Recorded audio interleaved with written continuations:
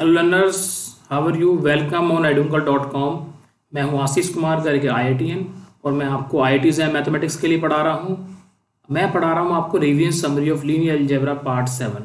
मैंने अभी तक आपको पार्ट 1 to 6 पढ़ाया था, जिसमें लास्ट पार्ट मैंने आपको बताया था कि लीनियर ट्रांसफॉर्मेशन क्या होता है और रैंक नलिटी क्या होती है, रैंक नलिटी थ्योरम क्या है।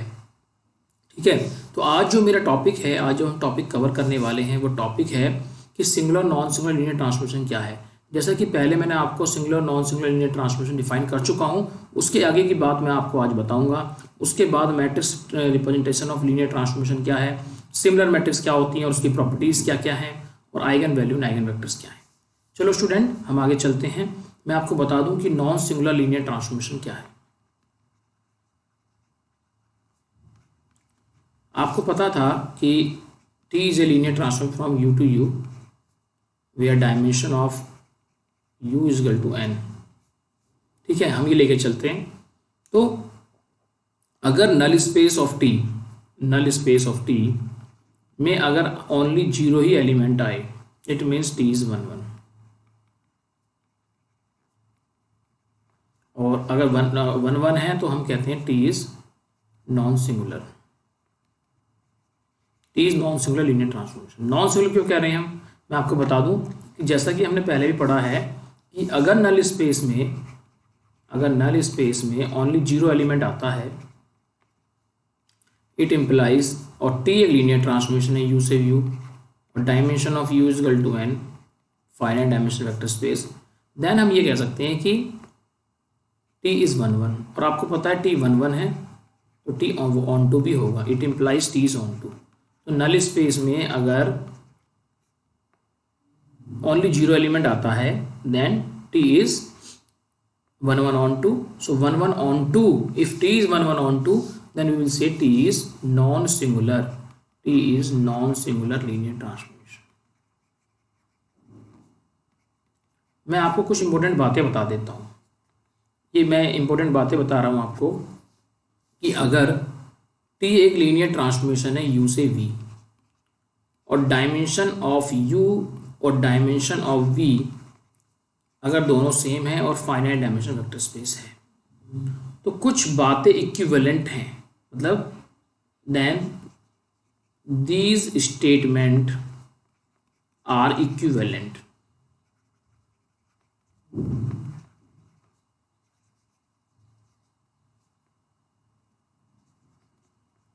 मतलब नंबर 1,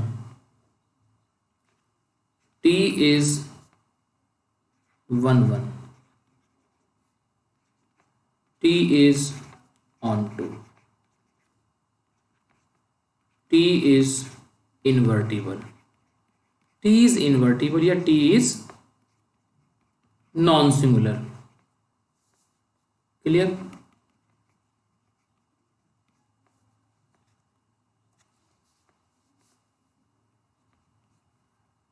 इफ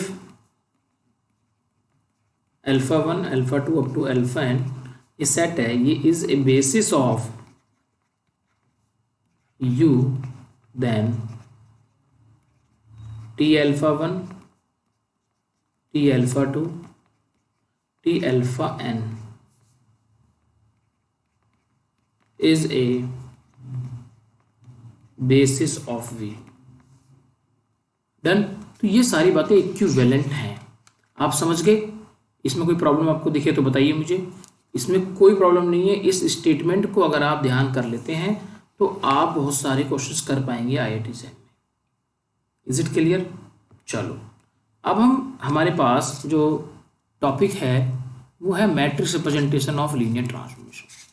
तो मैं आपको बता दूं, अगर कोई T is a linear transformation from a finite dimension vector space to finite dimension vector space, ठीक है, T is a linear transformation, then we can make the matrix।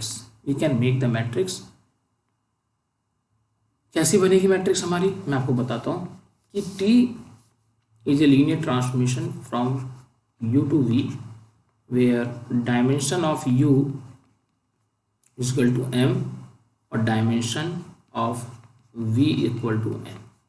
then we can form a matrix with respect to given basis B and B dash for U and V respectively। तो बनाते कैसे हैं, देखो आपके पास एक linear transformation है, B एक बेसिस है, इसमें आते हैं alpha 1 alpha 2 up to alpha m is a basis of u। तो आप क्या कहोगे, बी डैश क्या है, आपने कह दिया beta 1 beta 2 up to beta n is a basis of v। तो मैं कहता हूं कि आप टी अल्फा 1 निकालो, टी अल्फा 2 निकालो, तो टी अल्फा 1 जो आएगा वो एलिमेंट आएगा v का, तो बेसिस एलिमेंट के लीनियर कॉम्बिनेशन में लिखा जा सकता है, जैसे a11 beta 1 plus a12 beta 2 up to a1 n beta n, ऐसी से a21 beta 1 a22 beta 2 and a2n beta n. In the same manner, we can write down t of alpha n is an1 am1 beta 1 am2 beta 2 up to am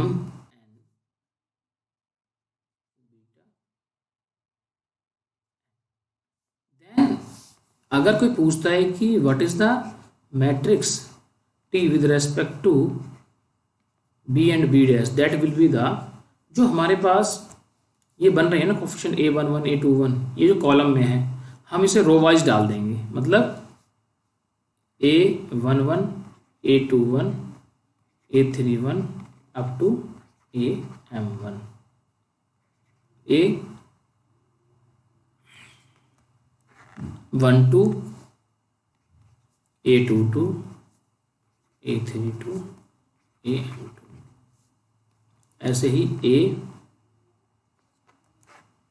a1n a2n a3n amn। तो ये आप मुझे बताइए कि इसमें कितनी रो आ गई और कितने कॉलम आ गए, कितनी रो आ गई और कितने कॉलम आ गए, बताइए।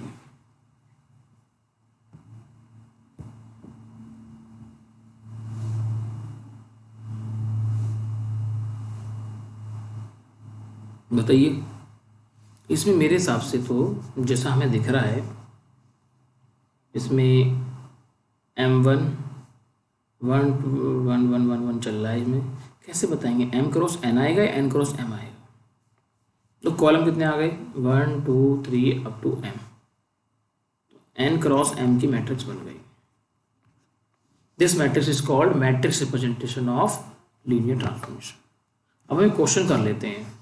अभी तो मैं लेफ्ट और राइट में मैंने क्या करा था, लेफ्ट और राइट में मैंने अलग अलग मैट्रिक्स ली, अलग अलग बेसिस ली थी। अगर हम कोई क्वेश्चन लिखते हैं कि let T be a linear transformation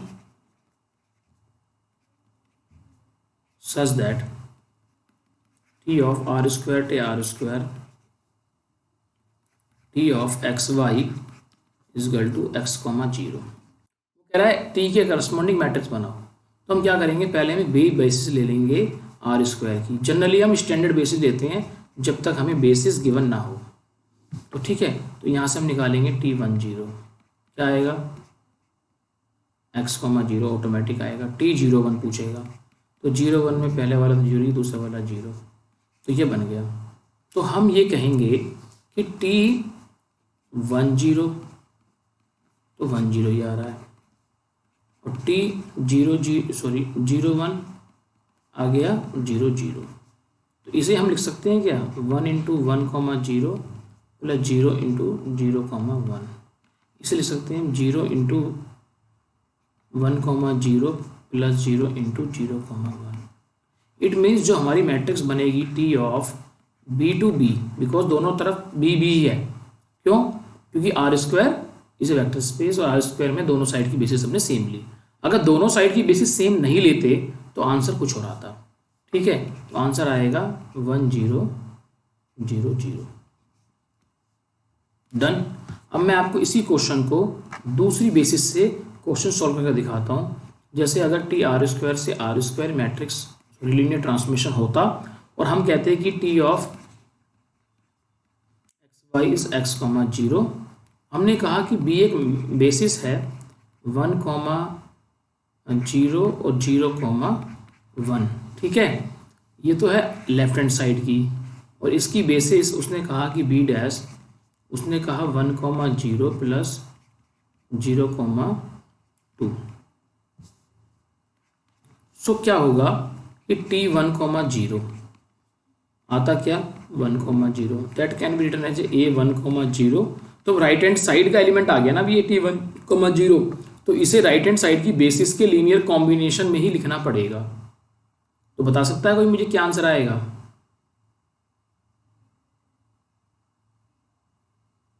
ठीक है ना। फिर अगर टी 0 कॉमा 1 लेते हैं, 0 comma 0 that is C 1 comma 0 plus D 1 0 comma 1। Basically यहाँ पर तो ए और बी की वैल्यू तो आप देखेंगे कि ए इजगल टू 1 और बी इजगल टू 0 ही आ रहा है इस क्वेश्चन में। यहाँ पर C is equal to 0, D is equal to 0 आ रहा है। तो अभी तक तो इस क्वेश्चन के हिसाब से अगर हम देखते हैं तो आंसर हमारा सेम ही आएगा, हमारी मैट्रिक्स सेम आती है। जैसे मैट्रिक्स बनेगी हमारी यही 1 0 0 0। तो एक हम अभी थोड़ा चेंज कर देते हैं क्वेश्चन लेते हैं कि टी आर स्क्वायर से आर स्क्वायर है और T X Y equal to Y comma X है। तो क्या होगा? तो इसके लिए अगर हम सेम बेसिस लेते हैं B is equal to 1 comma 0 0 comma 1 और B dash is 1 comma 0 comma 0 comma 2, तो क्या होगा कि टी 1 कॉमा 0 हो जाएगा 1 comma 0 that is A times of 1 comma 0 plus B times of 0 comma 2। T 0 comma 0 हो जाए 0 कॉमा 1 हो जाएगा 0 comma 0 that is C times of 1 comma 0 plus D times of 0 comma 2। तो सी और डी की वैल्यू तो आ गई 0। ए और बी की वैल्यू क्या आएगी आप बताइए मुझे। अगर ए की वैल्यू -1 रखूं क्या मैं? नहीं,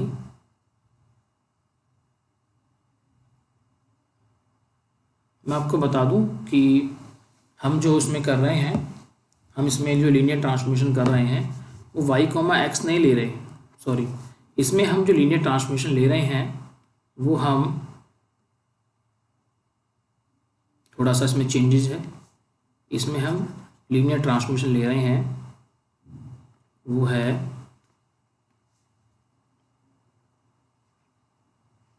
x कॉमा 0 ही। ठीक है, तो यहाँ से हम क्या करेंगे बताइए। यहाँ से हमारे पास आ जाता है a की वैल्यू 1 और b की वैल्यू 0। ठीक है, तो ये क्वेश्चन जो लास्ट क्वेश्चन हमने करा है उसकी ही तरह है। ठीक है, डन। तो ये हमारी प्रॉब्लम है। तो हम यहाँ से ये कह सकते हैं कि जो लीनियर ट्रांसमिशन हमने निकाला उसके करस्पॉन्डिंग मैट्रिक्स बना दी B B dash, matrix corresponding to linear transmission. Done.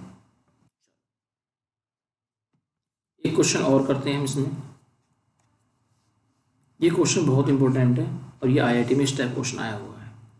उसने कहा है कि T is a linear transmission from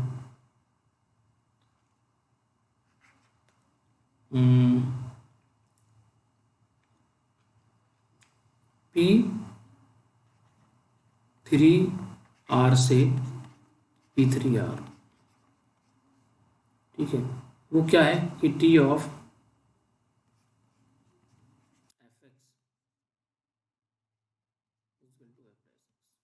मतलब अगर हम देखते हैं तो अगर एफ एक्स को हम लेते हैं a0 plus a1 x square plus a3 x cube तो क्या आएगा, एफ डैश एक्स क्या आएगा, वो आएगा a1 plus twice a2x plus 3a3 x square. ठीक है, तो ये आ गया। अब वो कह रहा है कि आप बताइए मुझे कि ऑर्डर्ड लीनियर ट्रांसफॉर्मेशन टी के करस्पॉन्डिंग मैट्रिक्स क्या बनेगी। तो मैट्रिक्स बनाते हैं। सबसे पहले हम लिख लेते हैं F dash x. F dash x क्या आ गया, a1 plus twice a2x plus thrice a3 x square. आपको पता है कि टी P3R से P3R है, तो P3R की बेसिस क्या है, P3R की बेसिस पता है B आपको 1x स्क्वायर और x क्यूब। तो आप T ऑफ 1 निकालोगे, T ऑफ 1 क्या आएगा, एफ डैश 1 मतलब ए नॉट 1 था, तो मतलब ए नॉट 1 था, सब जीरो तो जीरो आ गया।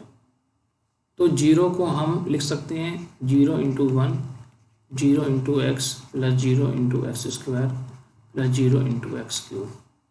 फिर टी ऑफ एक्स लिखा, टी ऑफ एक्स का क्या आएगा, टी ऑफ एक्स का आंसर आएगा 1 तो 1 को लिखोगे 0 इंटू 1 को लिखेंगे हम नॉट 0, 1 को हम लिख रहे हैं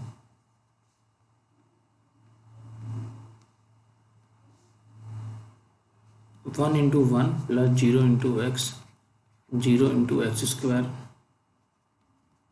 0 इंटू एक्स। फिर आएगा टी ऑफ एक्स स्क्वायर आएगा 2x, उसे क्या लिखेंगे 0 into 1 plus 2 into x plus 0 into x square plus 0 into x cube.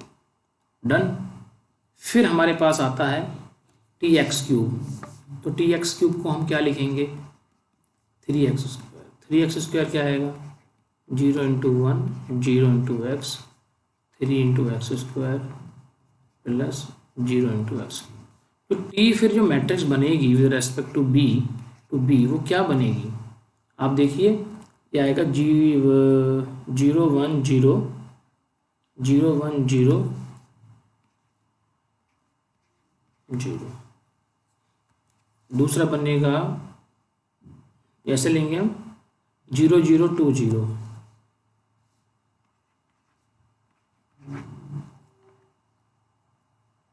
फिर 0 0 0 3 4 0 0 0 0। तो ये मैट्रिक्स बनेगी। तो मैं आपको बताऊं कि लीनियर ट्रांसफॉर्मेशन में मैट्रिक्स क्यों बना रहे हैं।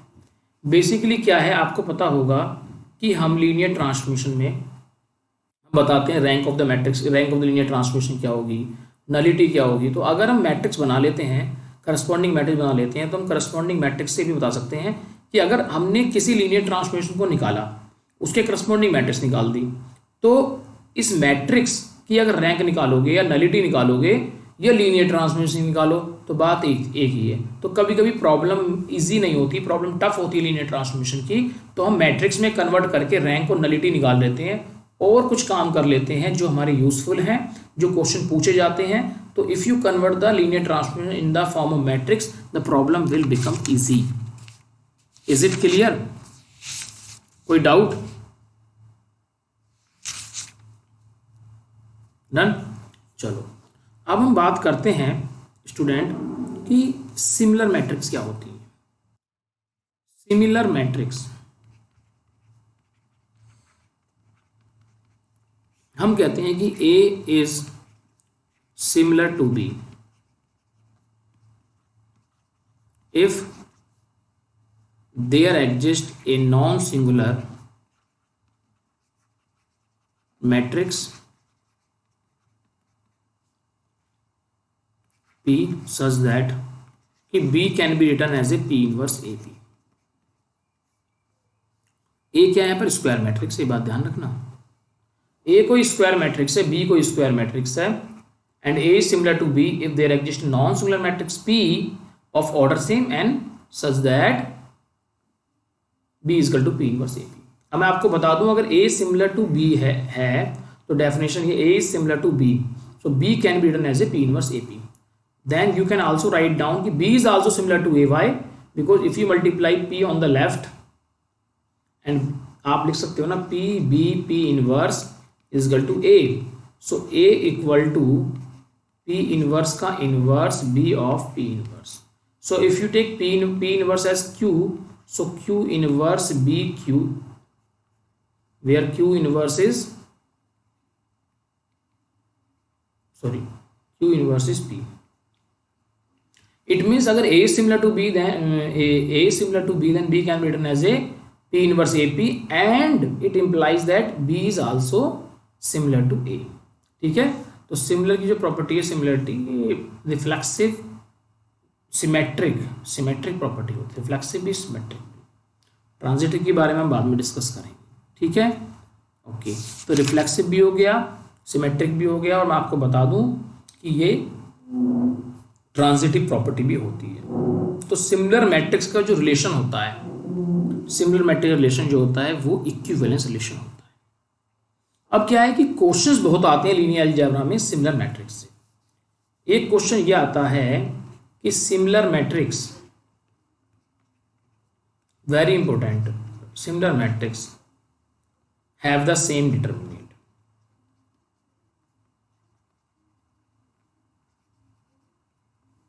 जैसे हमने कहा ए और बी सिमिलर हैं, तो B is equal to P inverse A P, तो डिटरमिनेंट सेम प्रूफ करना है. तो डिटरमिनेंट ऑफ बी क्या होगा, डिटरमिनेंट ऑफ बी होगा determinant of P inverse A P. और डिटरमिनेट ऑफ ए बी सी होता है determinant of A, determinant of B, determinant of C. ये होता है कि determinant of A B equal to determinant of A into determinant of B. Done. तो determinant एक real number होता है, तो क्या रियल नंबर को आगे पीछे कर सकते हैं हम, कॉम्यूटेटिव होते हैं, यस होते हैं. तो क्या कर सकते हैं, determinant of A into determinant of P inverse P, yes कर सकते हैं. अब क्या है, determinant of A B C equal to क्या होता है, determinant of A B, determinant of A B C क्या होता है, determinant of A, determinant of B, determinant of सी.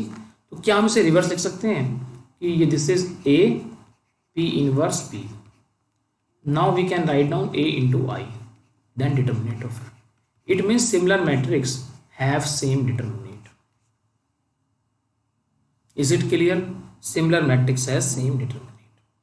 मैं आपको एक बात बता देता हूं कि होता क्या है कि हमने एक लीनियर ट्रांसफॉर्मेशन ली टी, जो फाइनाइट डायमेंशन वेक्टर स्पेस से फाइनाइट डायमेंशन वेक्टर स्पेस है, जहां पर डायमेंशन ऑफ यू है n. आपने इसके करस्पॉन्डिंग मैट्रिक्स बना दी, टी मैट्रिक्स बना दी. ठीक है, अब इसकी रैंक भी निकाल सकते हैं, नलिटी भी निकाल सकते हैं. आप इसमें देख सकते हैं कि ये लीनियर ट्रांसफॉर्मेशन सिमिलर है क्या नहीं है किसी दूसरे लीनियर ट्रांसफॉर्मेशन के, तो आप मैट्रिक्स की हेल्प से बता सकते हैं. ठीक है, आप इसका कैरेक्टरिस्टिक पॉलिनोमियल निकालिए, इसका तो इसका ही निकाल लीजिए.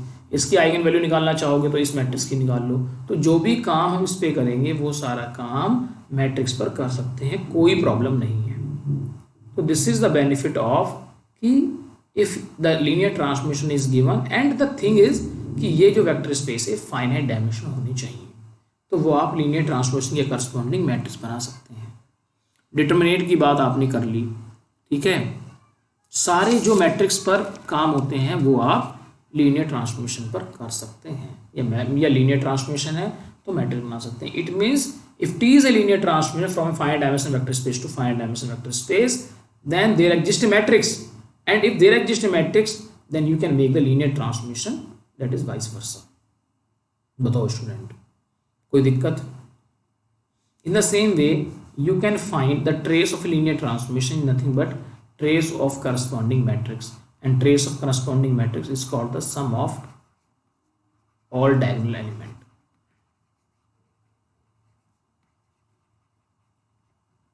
Where A is a square matrix. Is it clear? तो मैं आपको अच्छी बता दूं कि सिमिलर मैट्रिक्स की एक प्रॉपर्टी और भी है जो बहुत इंपॉर्टेंट है. क्या प्रॉपर्टी है? कि सिमिलर मैट्रिक्स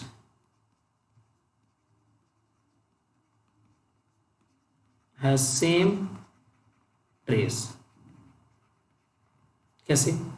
अगर बी और ए एक सिमिलर मैट्रिक्स है, पी इनवर्स ए पी, तो आप कह सकते हो कि trace of B is equal to trace of P inverse A P. तो ट्रेस आप ऐसे कीजिए, इसे ए मान लीजिए, इसे बी मान लीजिए, इसे मान लेते हैं सी मैट्रिक्स, इसे डी, और आपको पता है कि trace of C D equal to trace of D C. तो क्या हम लिख सकते हैं, ट्रेस ऑफ पी मतलब D P inverse A, it means trace of P P inverse A, it implies this is trace of A. तो trace of B equal to trace of A, so similar matrix has same trace. तो मैं आपको बता दूं कि मैंने जो आज पढ़ाया है सिमिलर मैट्रिक्स तक, this is highly beneficial for IIT JAM 2021। तो हम लोग IIT JAM 2021 की तैयारी कर रहे हैं। ये मेरा लीनियर अलजेब्रा पर 7th लेक्चर है, आगे में भी मैं आपको और लेक्चर बना रहा हूँ, ठीक है। तो आप मेरे लेक्चर देखिए, वीडियो लेक्चर। आपको कोई भी डाउट होता है तो वो आप अपने डाउट कमेंट बॉक्स में डाल दीजिए, और मैं आपके डाउट के लिए भी एक अलग सेशन बना दूँ। So guys, thank you very much for watching this video. Thank you very much for watching this video on edunkle.com. Have a nice day. Thank you.